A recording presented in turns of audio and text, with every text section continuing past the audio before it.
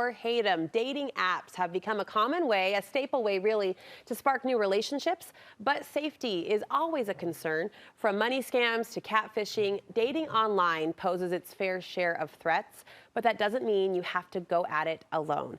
Dating strategy consultant Chelsey Sterling is on a mission to help women reclaim their power in dating.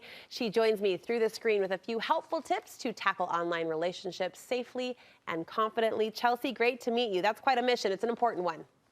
Yeah, thank you for having me.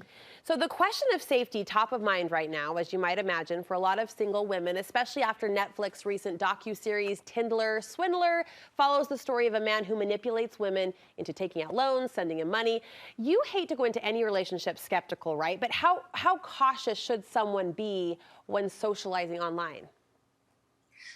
I think that it's a give and take. I think that I don't think there's any reason to be nervous as long as you have a plan going into things. I think that we get to keep ourselves safe in online dating by doing a little bit of thoughtful preparation on the beginning, on the start of it. Yeah. So what I like to see for myself is when we go into this with my clients, I want them to think about what kind of strategy can I have? How can I keep myself safe? And how can I think about this all up front instead of going into this blind? Because when we do that, I think that we can enjoy ourselves more when we're dating. Sure. So don't get entangled in the emotion before you've established that set strategy. That's so wise and measured. You also recommend to your clients to always meet in public. Why is that so crucial?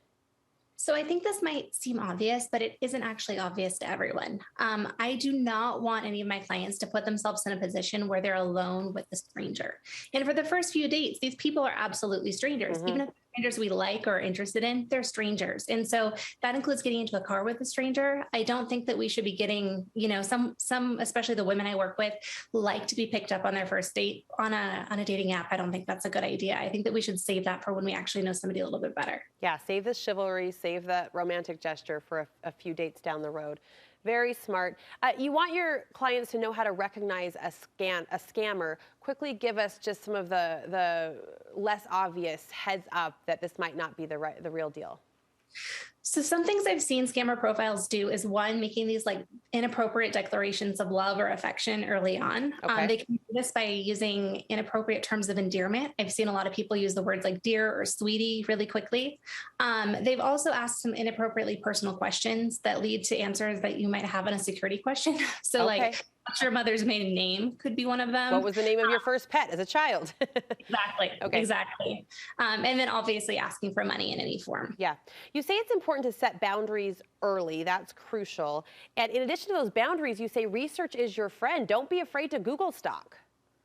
Yeah. And I know this is going to seem a little bit weird because it's going to make us feel a little bit uncomfortable sometimes to Google stalk somebody, but I'm a big advocate for Google stalking.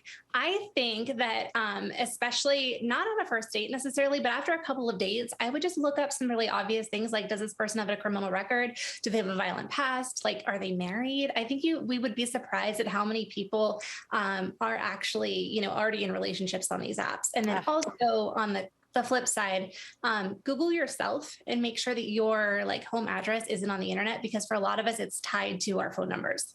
So I'd recommend looking at that too. Yeah, and on one hand, sad we have to even think of those questions or considerations. On the other hand, just smart, right? Just smart to do the research. So I'm with you. Google stalk all the way when appropriate, and those relationships start to become a little more solidified. Finally, you say listen to your intuition. And I love that you're highlighting this, Chelsey, because I think all women have that gut, and we should use it more often as our tool.